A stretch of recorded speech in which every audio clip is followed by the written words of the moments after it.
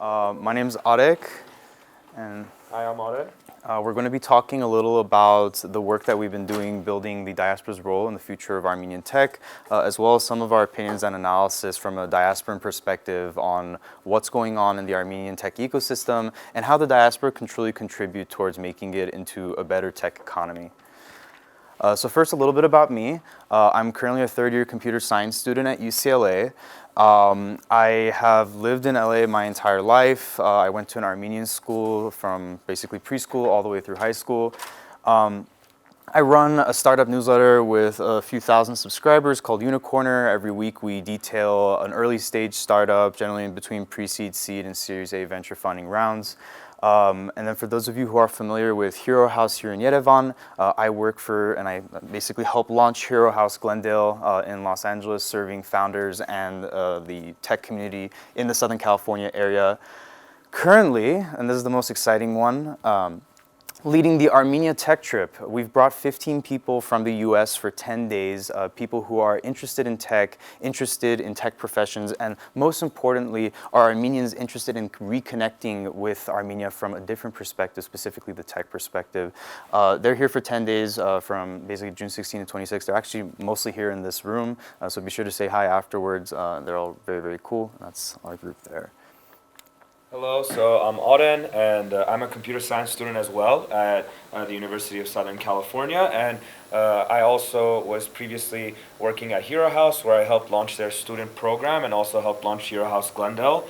And I've worked in a few startups relating to positions in software engineering and product management. And most recently, I work in IoT product development at a company called Brio Water Technology.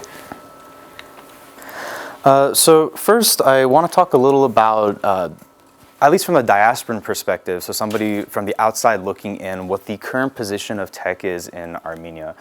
So as you can kind of see as we bolded out, from our perspective, we see this as Armenia as a whole, having a decade now of almost like a decade of essentially companies being developed, startups coming through and having life cycles of either growth to continued success or growth to potentially closing down.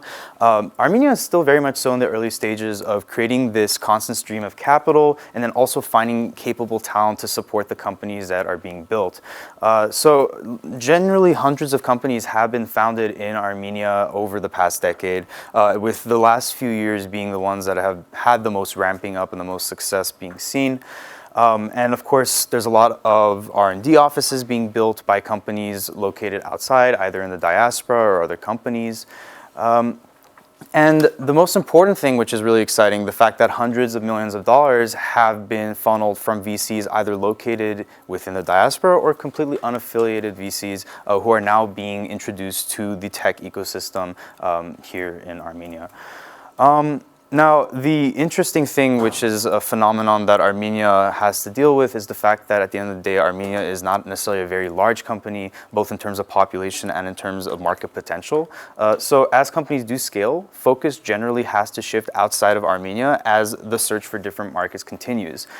So this is especially the case when companies want to serve a global audience. Another office is generally needed, and a trend that we've been seeing is a lot of Armenian companies that are initially founded either here in Yerevan or anywhere in Armenia, end up building a US office to handle a lot of the business and business development angles of their company growth.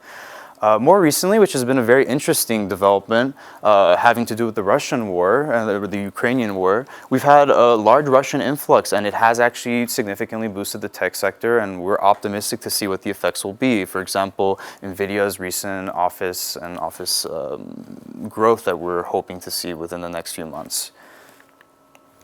So something that a lot of people don't always put into perspective is that technology and the technology industry are on the rise everywhere in the world, so it's only predictable for it to also be on the rise in Armenia and for new companies to be being built on in Armenia.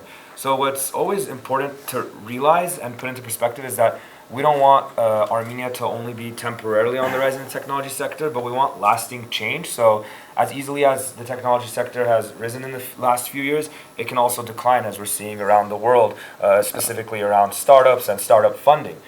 So how do we build a constant roadway for capital, and one that lasts and only isn't based off certain trends, but really establishes a dominant industry in Armenia? We're going to do that by creating consistent streams for capital. And ultimately, we all know technology can't be innovated without capital, and capital that's willing to invest with long-term risks and for eventual profits. And there are definitely many successful Armenians working in this space, in tech and in the diaspora. Currently, a lot of the streams of funding come from various venture capitals that are started by diasporan Armenians or even Armenians within Armenia. Certain names include SmartGate VC, Hive Ventures, or Big Story VC. One great example is Big Story VC. This is a great example of what circular funding is. And circular funding meaning as Armenia's tech industry rises, as startups begin, we're going to be creating a lot of successful individuals, not just for the founders, but individuals in the companies who have equity. Ultimately, we're creating not just one multimillionaire, but many multimillionaires who have now the expertise as well as the capital to invest and start new companies and new opportunities. And Big Story VC is an example of this because it was started by the founder of Crisp, which is one of the largest startups in Armenia, and now he's reinvesting that capital into Armenian founders. So if we have any hope for long-term change, capital can only come from the diaspora and from outside investors, but also needs to be a almost circular type of pattern. So how do we exactly involve the diaspora? What are some of the means that exist to keep people in the loop, make sure that they have the ability to either give investment directly or just learn more about the opportunities that are out there? There are several organizations, one of the top leading ones being Hero House, which we're representing today. Of course, many of you are familiar with TUMO, an organization that not only has centers here in Armenia, but has established centers for both the Armenian diaspora across the world and also different communities that reside within the areas that they're being established. We have High Tech, an organization that loosely brings together a global community of Armenian entrepreneurs, brings people the ability to stay connected about startups, and if they want to build a startup, have the network needed to really scale their success. And more interestingly, something that not many people think about, which is something that we've been trying to work out on Hero House, and we'll talk a little more about it. Programs like Birthright and other programs through AGBU, like the ones that provide opportunities to young professionals to learn more about different options may come to working here in Armenia or what the tech ecosystem looks like. Birthright especially is very, very interesting for people in the diaspora. And I can say this firsthand as a student who has many friends who have participated in Birthright. Birthright gives people the option to be paired with a number of different companies, institutions, nonprofits, but a lot of people do end up being paired with companies that are in the tech sector. We've had people from Birthright, and currently do have people from Birthright working with us at Hero House as well. And for many of these people before Birthright, they may have had no idea that there were opportunities like this that existed. They go through Birthright, and then now they're enlightened to the fact that, oh my God, there's a tech ecosystem that exists, and I definitely want to get further involved afterwards. And that's where we can talk about things like repatriation, people coming back from the diaspora to directly get involved, and so on. Talking about the previous slide as well, it's important to put into perspective that a lot of diaspora Armenians don't have the same perspective as individuals who are native to Armenia because they haven't had the opportunity to see what the technology sector has become in Armenia and don't really see a clear path to participate or work with that sector.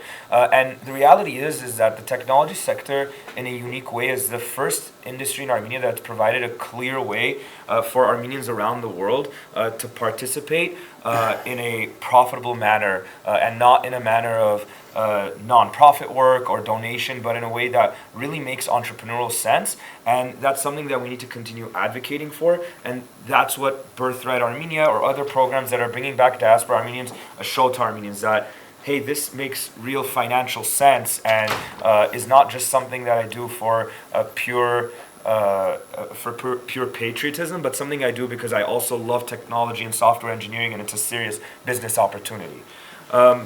And part of the next stages is also Armenia has from talking from different professors and as well people involved in the Armenian education sector, we've realized that there's a real lack of professors specifically in computer science, computer engineering, and within other engineering sections. And the issue with this is that if Armenia hopes to ramp up and provide talent that can fill the potential that the country has, we need to have a clear path for education in industry.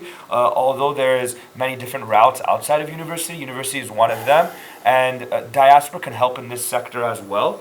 And I go to the University of Southern California, and the engineering school over there is actually working in partnerships recently with the National Polytechnic School here in Armenia. And what they're doing is they're providing opportunities for PhD and research students to collaborate with professors at the University of Southern California to learn about their teaching style and learn about their structure of education, and as well as to help train talented professors in Armenia and create stronger research programs here in Armenia. And this exposes individuals to what it takes, I guess, to fully curate a new education system, and this is going to be crucial to ultimately getting the good education system that Armenia deserves. Another important perspective is pay equity, and there's a huge problem where professors and individuals in Armenia aren't getting paid the a proper salary that a professor should be getting paid, and a lot of these individuals and talented individuals are leaving the country for European research universities or other research universities in America as well because of this lack of pay equity. UCLA and most recently also started working with different Armenian companies, and specifically Robin the Robot from Expert Technologies, which is a health tech startup. And through this collaboration, they were able to test a technology that was being developed and created in Armenia, in America, in a university. And one other thing I would like to point out here, specifically, as many of you guys know today from Barcamp, you guys heard Dr. Papoyan speaking a little bit about what he's doing with biosim and a bit about just protein and protein representation and visualization. Individual professors themselves actually make a very big impact when they're directly affiliated with their institutions. Two amazing examples being Nair Hovakimian of the University of Illinois at Urbana-Champaign, and then of course Dr. Papoyan from University of Maryland. Their positions at the respective universities carry a lot of weight and provide a lot of ability to directly work with the institutions that they're in and the companies that they may be working with in Armenia or representing in Armenia. So there are some core issues that we need to solve in order to ensure that the Armenian tech industry continues to grow and is a scalable model and not one that just really plateaus in the next few years. And those are lack of talent. Lack of talent meaning that ultimately every industry is limited by the amount of workers that it can find within the talent that's required. So there's many different professions that Armenia has the lack of, and creating new streamlines of talent is crucial. So whether that be training individuals who are qualified in customer success, in product management, in marketing, in computer science, this is going to be crucial if we hope to grow this industry, because we can't have companies that want to be based out of here if they can't find the talent that they need and are in constant competition between the supply and demand of employees within the space. So this can be done through creating different paths. Not only is it important to create the formal education in universities, but as well as creating internal paths within companies for education, similar to, I'm sure most of you in the room have heard of Service Titan. I mean, Service Titan creates clear education paths for individuals who want to get into things like product management and customer success, but have no previous experience within those specific respective fields, but may have experience in, for example, business administration. So it's easily something that they can be trained in within 6 months to a year. So someone needs to do the investment into this type of programs in order to eventually have the enjoyment of the fruits of this kind of these kind of programs. And there's ultimately a ceiling on growth as well, and something to always consider and something to work on. The problems for this are very difficult, and there's many different thoughts on it, but the ceiling ultimately is the population of Armenia.